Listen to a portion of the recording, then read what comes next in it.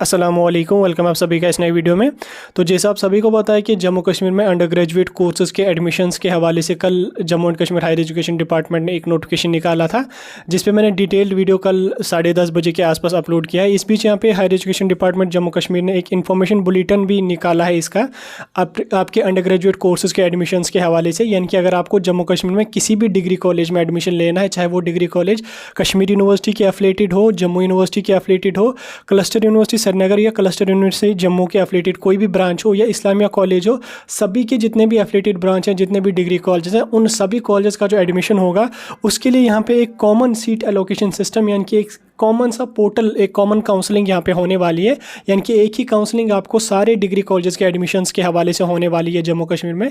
इस बीच जो यहाँ पे इन्फॉर्मेशन बुलेटिन आया है, इसमें सारी इंपॉर्टेंट डिटेल्स, सारी इंपॉर्टेंट इन्फॉर्मेशन मेंशनड है, जो मैं आपके साथ इस वीडियो में डिस्कस करने जा रहा हूँ। मैं आपको सारी इन डिटेल्ड इन्फॉर्मेशन बता दूंगा कि CVT वालों का कैसे एडमिशन होगा, विदाउट CVT वालों का कैसा होगा, क्या प्रोसीजर रहेगा, सब कुछ मैं आपको डिटेल में इस वीडियो में समझाऊंगा। तो वीडियो जितना भी लंबा हो जाएगा, वीडियो को पूरा एंड तक देख लेना। चैनल को भी सब्सक्राइब कर देना और टेलीग्राम ग्रुप हमारा ज्वाइन कर देना, लिंक उसकी आपको डिस्क्रिप्शन में मिल जाएगी। और उसके साथ साथ आप हमें इंस्टा पे भी फॉलो कर सकते हैं, उसकी भी लिंक आपको डिस्क्रिप्शन में मिल जाएगी। तो चलिए वीडियो को शुरू कर लेते हैं और देख लेते हैं यहाँ पे Jammu Kashmir under graduate courses की एडमिशन्स के हवाले से जो कॉमन एलोकेशन पोर्टल यानी कि कॉमन काउंसलिंग रखी गई है उसके बारे में। तो देखिए यहाँ पे इन्होंने जो है वो JK common seat allocation system JKCSAS यहाँ पे इसका नाम इन्होंने दिया है। कॉमन काउंसलिंग का कॉमन सीट एलोकेशन सिस्टम होगा, मतलब एक ही काउंसलिंग होगी पूरे जम्मू कश्मीर में। हालांकि जो सेंट्रल यूनिवर्सिटी कश्मीर और सेंट्रल यूनिवर्सिटी जम्मू है वो आप अपनी काउंसलिंग अलग से करेंगे, लेकिन बाकी के जितने भी यूनिवर्सिटीज़ हैं, जितने भी कॉलेजेस हैं, उनमें यहाँ पे आपकी कॉमन काउंसलिंग होने वाली है। जैसे यहाँ पे आपको दिख भी रहा होगा, जैसे यूनिवर्सिटी ऑफ जम्मू है, यूनिवर्सिटी ऑफ कश्मीर है, उसके बाद cluster university Jammu, cluster university Srinagar, उसके बाद यहाँ पे अगर आप देख लोगे ऑटोनॉमस ब्रांचेस भी कुछ हैं, जिसमें GDC बारामूला भी आता है, उसके बाद इस्लामिया कॉलेज भी है। तो सारे कॉलेज में यहाँ पे आपको सिर्फ सेंट्रल यूनिवर्सिटी कश्मीर और सेंट्रल यूनिवर्सिटी जम्मू को छोड़ के बाकी के जितने भी यूनिवर्सिटी, जितने भी कॉलेज हैं, उनमें यहाँ पे आपको एक ही काउंसलिंग यहाँ पे होने वाली है। तब काउंसलिंग के लिए इन्होंने यहाँ पे वेबसाइट भी जनरेट की है, समट की वेबसाइट जो यहाँ पे आपको स्क्रीन पे दिख रही होगी, jkadmission.samart.ac.in। ये वाली वेबसाइट आपके कॉमन काउंसलिंग के लिए इन्होंने यहाँ पे रखी है। बहरहाल ये तो आपको ऑलरेडी पता है, हम इंपॉर्टेंट पॉइंट्स पे यहाँ पे आपको आ जाएंगे। तो पहला पॉइंट इन्होंने जनरल इन्फॉर्मेशन में मेंशन किया कि जो एडमिशन होगा अंडर ग्रेजुएट कोर्सेज के लिए, चाहे वो कश्मीर यूनिवर्सिटी, जितनी यूनिवर्सिटीज़ मैंने आपको बोली सारी यूनिवर्सिटीज़ में, तो वो यहाँ पे आपको CVT के बेस पे भी दिया जाएगा और विदाउट CVT वाले कैंडिडेट्स को भी यहाँ पे दिया जाएगा। विदाउट CVT वालों को कैसे दिया जाएगा वो भी मैं आगे चल के आपको बताऊंगा, लेकिन उससे पहले आप सुन लीजिए जो मैं आपको बता रहा हूँ।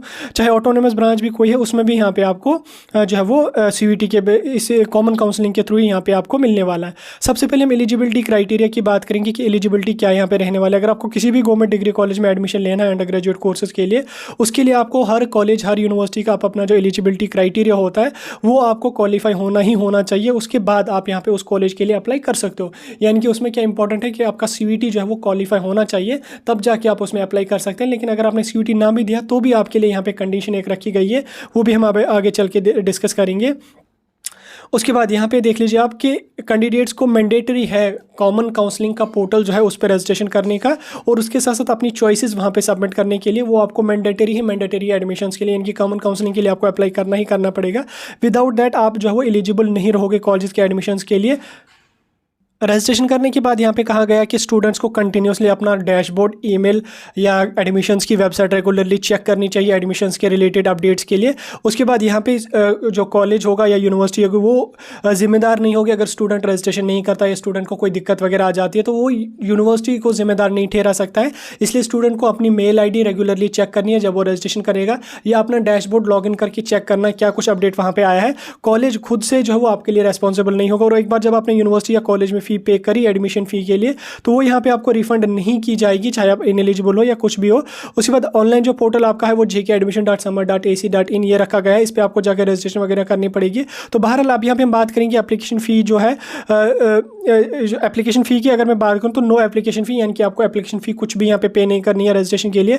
नॉन CVT के जो कैंडिडेट्स हैं, जो सबसे इंपॉर्टेंट है, उनको भी यहाँ पे CVT के jkadmission.samart.ac.in जो पोर्टल हमारा जनरेटेड है कॉमन काउंसलिंग का, वहाँ पे उनको भी रजिस्ट्रेशन करनी पड़ेगी, वो कंपलसरी उनको रजिस्ट्रेशन करनी है। अगर CVT वाले कैंडिडेट्स को सीट्स दे के बची तो वो फिर नॉन CVT वाले कैंडिडेट्स को दी जाएगी। जो मैंने आपको आज से 1 महीना पहले वीडियो अपलोड करके मैंने आपको बोला था कि नॉन CVT वालों के लिए क्या प्रोसीजर रहेगा, वही आप सिंपली यहाँ पे इन्होंने भी मेंशन किया है कि पहले सीट सीट्स जो होंगी वो CUET वाले बच्चों को दी जाएंगी। उसके बाद जो सीट्स बचेंगी वो फिर हम नॉन CUET वाले कैंडिडेट्स को दे देंगे, जिनका हम मेरिट जो है वो 12th के मार्क्स के बेस पे तैयार करेंगे।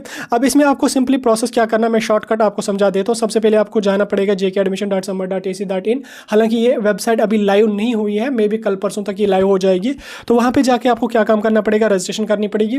रजिस्ट्रेशन करने के बाद आपकी 3 प्रोसेस में एडमिशन होगा। पहले नंबर आपको रजिस्ट्रेशन करना पड़ेगा, दूसरे नंबर पे आपको दूसरे फेज में आपको जो है वो प्रेफरेंसेस ऑफ चॉइसेस फिलअप करनी पड़ेंगी, जिसमें आपको कॉलेज अपना सेलेक्ट करना पड़ेगा और अपना कोर्स सेलेक्ट करना पड़ेगा। वो सब करने के बाद फिर आपका तीसरा फेज आ जाएगा, जिसमें आपको एलोकेशन या आपकी सिलेक्शन लिस्ट आ जाएगी। उसके बाद आपको क्या काम करना पड़ेगा, आपको फिर अपने कॉलेज में एडमिशन यहाँ पे लेना पड़ेगा। एलिजिबिलिटी क्राइटेरिया की अगर मैं बात करूँ तो कैंडिडेट्स का जो CUET वाले कैंडिडेट्स होंगे उनको CUET जो है वो पास होना चाहिए, और उनका जो है यहाँ पे आपका 12th पास होना चाहिए, और उसके साथ साथ CUET उनको क्वालिफाई होना चाहिए, तब जाके वो CUET क्राइटेरिया में यहाँ पे आ जाएंगे। नॉन CUET वाले कैंडिडेट जो होंगे, जिनका एक तो उसमें वो कैंडिडेट हैं जिन्होंने CUET का फॉर्म फिलअप किया लेकिन एंट्रेंस नहीं दिया, और दूसरे वो कैंडिडेट हैं जिन्होंने CUET का फॉर्म ही नहीं फिलअप किया। तो दोनों जो है वो उनको रजिस्ट्रेशन करनी पड़ेगी। सीट्स बचेंगी तो दोनों को यहाँ पे आपको दी जाएंगी। उसके बाद यहाँ पे आपको CUET की गाइडलाइंस वगैरह भी एप्लीकेशन प्रोसेस की देखने को मिलेंगी, जिसमें आपको डॉक्यूमेंट्स वगैरह भी लगेंगे, वो भी यहाँ पे आपको देखने को मिलेगा। हालांकि इसको ज़्यादा कुछ इंपॉर्टेंट यहाँ पे है नहीं, इसको हम यहाँ पे स्किप ही कर देते हैं। सीट एलोकेशन प्रोसेस अगर यहाँ पे हम समझेंगे, देखिए आपकी सीट एलोकेशन प्रोसेस से पहले आपकी डॉक्यूमेंट्स की वेरिफिकेशन कर दी जाएगी।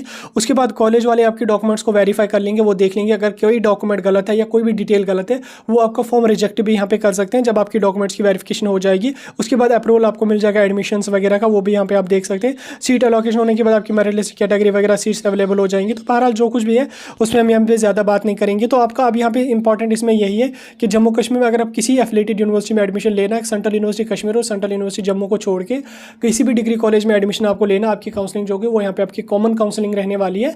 jkadmission.samar.ac.in इस वाले पोर्टल पे जाके आपको खुद को रजिस्टर करना पड़ेगा। आफ्टर दैट आपको प्रेफरेंसेस फिल करनी पड़ेगी, आफ्टर दैट आपको वेरिफिकेशन और आपकी यहाँ पे सीट अलोकेशन यहाँ पे आ जाएगी, देन आपका एडमिशन प्रोसेस वगैरह यहाँ पे आपका हो जाएगा। तो मेरे ख्याल से अभी आपको समझ आ गया कॉमन सीट एलोकेशन सिस्टम क्या इन्होंने रखा, वो मैंने आपको सारा डिटेल में समझाने की कोशिश की। कोई भी डाउट, कोई भी कन्फ्यूजन अगर आपका है तो आप कमेंट सेक्शन में पूछ सकते हैं।